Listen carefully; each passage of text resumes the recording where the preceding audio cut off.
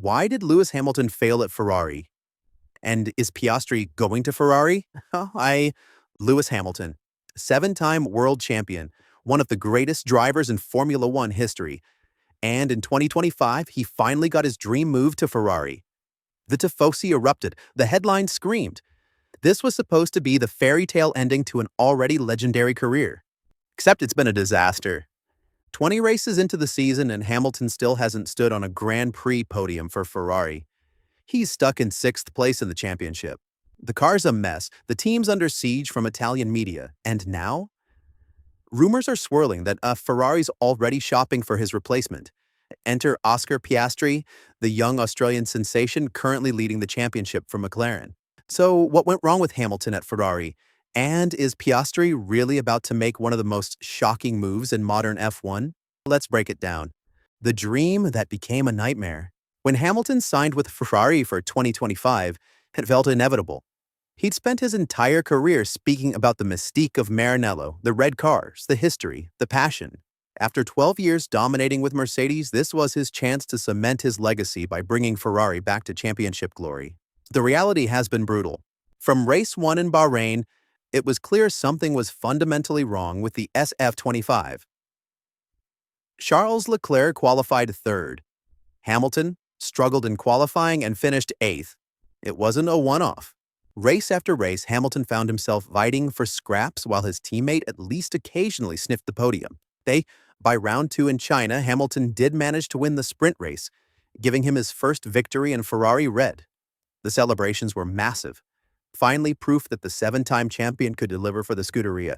But sprint wins don't count as podiums in the official statistics. And in the Grand Prix that followed, more disappointment. Here's the thing. It's not that Hamilton suddenly forgot how to drive. This is a man who's won 103 Grand Prix. He's extracted pace from difficult cars before. But the SF25 has exposed something deeper, something more troubling about both Hamilton and Ferrari. The car that couldn't be tamed. The Ferrari has pace, Hamilton insists. It's there. They just can't use it. In Miami, he was on the radio constantly, battling with his engineers. The frustration was palpable. By Japan, Hamilton revealed they'd found an issue with the car that had been underperforming for 3 races, costing him over a tenth per lap. A tenth doesn't sound like much, but multiply that by 50, 60 laps. You're talking about 5-6 seconds. That's the difference between fighting for podiums and scrapping for 7th place. The problems run deeper than a single component failure. The SF25 suffers from a fundamental design flaw with its floor and diffuser. Ferrari brought upgrades to Austria, hoping to salvage their season. The modifications focused on the floor's front section and the diffuser area, invisible to the naked eye but supposedly critical to performance. Did they work? Not really.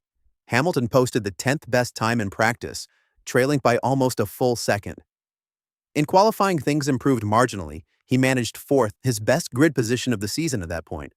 But in the race, he finished 4th again, 9 seconds behind Leclerc, same car, same team, different results. This is where it gets complicated, because when one driver consistently outperforms their teammate by significant margins, you have to start asking uncomfortable questions. The age question nobody wants to ask. Lewis Hamilton is 40 years old.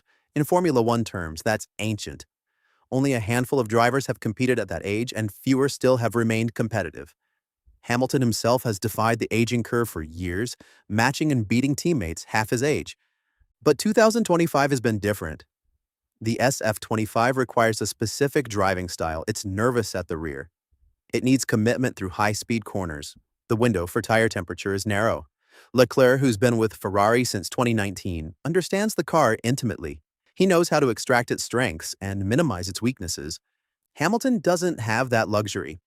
He's been acclimatizing after spending 12 years at Mercedes. Different procedures, different engineering philosophies, different feedback loops with the team. At 40, that adaptation process is harder. Reaction time's slow. The margin for error shrinks. The confidence takes longer to build. After Austria, Hamilton admitted his race pace needed the most work, finishing 9 seconds behind Leclerc over 70 laps. That's not a car problem. That's a driver problem.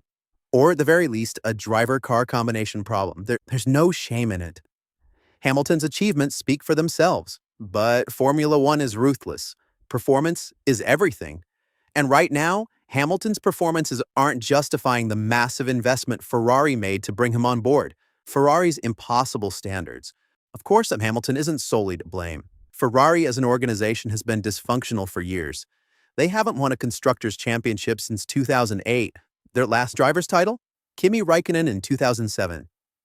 Nearly 2 decades of underachievement, despite having arguably the largest budget, the best facilities, and the most passionate fan base in motorsport.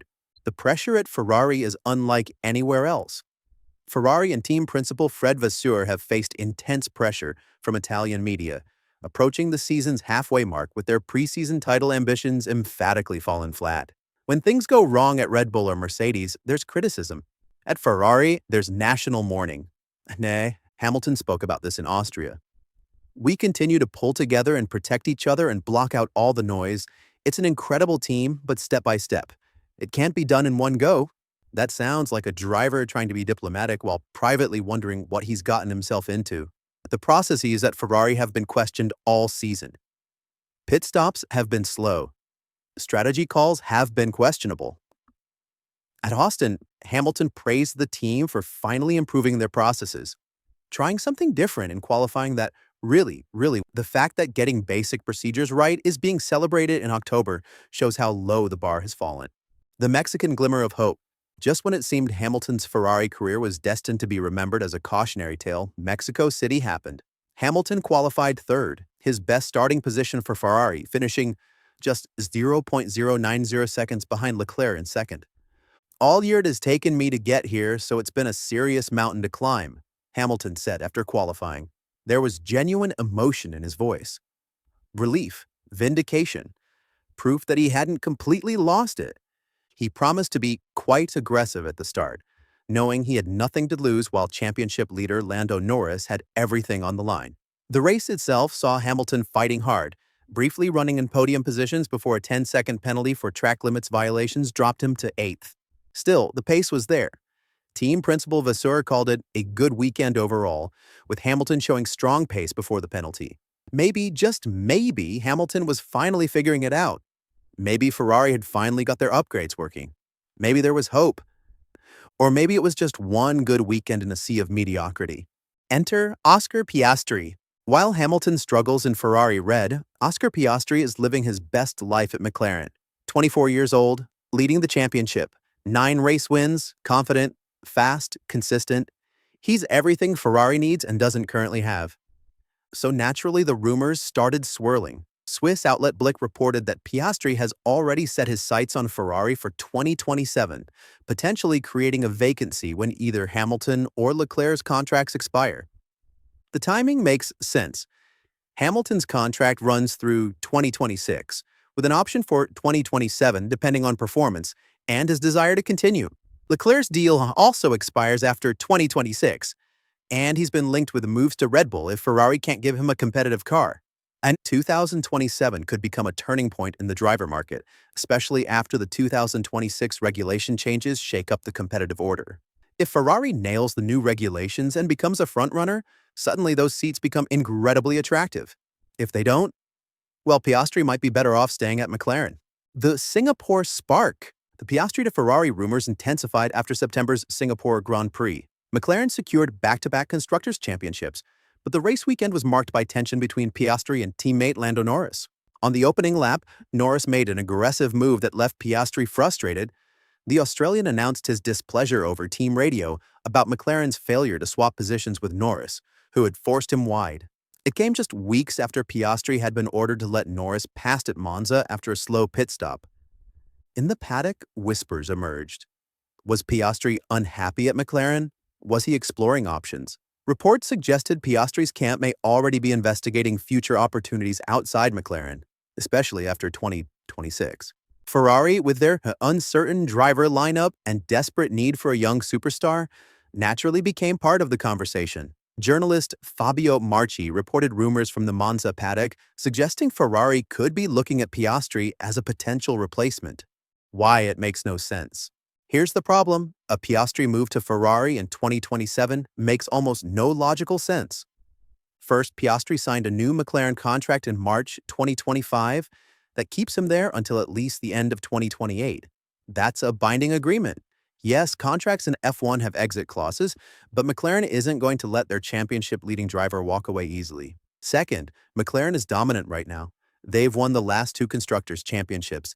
They have the best overall package. They have the Mercedes power unit, which is expected to be the strongest engine for the 2026 regulations. Why would Piastri leave that? Third, Ferrari is a complete unknown for 2026. The new regulations bring entirely new chassis and engine designs. McLaren could remain dominant. Ferrari could surge to the front, or Ferrari could fall even further behind. No one knows. Former team principal Günther Steiner dismissed the rumors entirely. First of all, he's going to win the World Championship this year, so that's why he should stay there. Fourth, there's the Charles Leclerc factor. If Piastri joined Ferrari, he'd be partnering with one of the fastest drivers on the grid. A driver who knows the team inside and out. A driver who commands absolute loyalty from the Italian fan base. That's not an easy situation for anyone, let alone someone joining from a rival team. The pressure play is. So if the move makes no sense, why are the rumors everywhere? F1 insiders suggest Piastri might be using Ferrari interest to put pressure on McLaren amid the fiercely contested championship battle. It's a classic negotiating tactic. Make your current team think you're being courted by rivals. Suddenly, they're more willing to give you number one status, better terms in your contract, more influence over team decisions. McLaren has repeatedly insisted both Norris and Piastri are equal number one drivers. But the Singapore radio exchanges suggested Piastri doesn't quite believe that. If Ferrari whispers make McLaren more committed to treating him as the franchise player, mission accomplished. Adding fuel to the speculation, Mark Webber, Piastri's manager, has commented on the Ferrari rumors, though carefully avoiding confirming or denying the interest. Webber knows how this game is played. He's keeping Ferrari's name in the conversation just enough to keep McLaren honest. What happens next? Let's game this out. Hamilton's contract runs through 2026. If 2026 looks anything like 2025, he might choose to retire rather than endure another season of midfield struggles. He's got nothing left to prove. 7 championships, over 100 race wins. He's already the most successful British driver in history. Leclerc's future is equally uncertain. If Ferrari fails to provide Leclerc with the opportunity to fight for the title following the 2026 regulatory changes, serious discussions about him leaving could begin. He's in his prime. He's too talented to waste his peak years in an uncompetitive car. That could theoretically open 2 Ferrari seats for 2027. Piastri for one. Max Verstappen for the other? Oliver Behrman, Ferrari's junior driver currently getting experience at Haas? The possibilities are fascinating. But here's the reality. Nobody knows what the 2026 regulations will bring. The last few years have shown that contracts inevitably have exit clauses, meaning virtually every driver will enter 2026 with plenty of flexibility. The pecking order could completely flip. Traditional powerhouses could plummet. Midfield teams could surge. Piastri will make his decision based on one thing. Who has the fastest car? Right now, that's McLaren. If that changes in 2026, all bets are off. The bigger picture. Hamilton's struggles at Ferrari represent something bigger than one driver having a bad season. They reveal the immense challenges of late career moves in modern Formula One. The cars are so complex, the margins so fine, that even the greatest drivers can look ordinary in the wrong machinery or at the wrong time. Ferrari's dysfunction runs deeper than any single driver can fix. They've churned through talented drivers for 2 decades without winning a title. Sebastian Vettel couldn't do it. Fernando Alonso couldn't do it. Now Hamilton can't do it. At some point, that you have to look at the organization, not just the driver. As for Piastri, he's playing the game perfectly. Keep your options open. Build your value. Make your team sweat a little. But ultimately, stay where the performance is until a better opportunity presents itself with certainty, not speculation. The 2026 regulations will determine everything. Ferrari could build a rocket ship. McLaren could nail the new rules again. Or we could see a completely unexpected team like Aston Martin or Mercedes surge to the front. Until those cars hit the track, every rumor is just noise. Every speculation is just tabloid fodder. And Hamilton? He's got one goal for the remainder of 2025. Get that elusive Ferrari podium before the season ends. Because right now, his legacy at Maranello depends on salvaging something. Anything from what's been a nightmare debut season The dream of Hamilton in Ferrari red was supposed to write a Hollywood ending. Instead, it's written a cautionary tale about dreams versus reality, about legendary drivers confronting the limits of what even greatness can overcome, and about how quickly fortunes change in the most unforgiving sport on earth.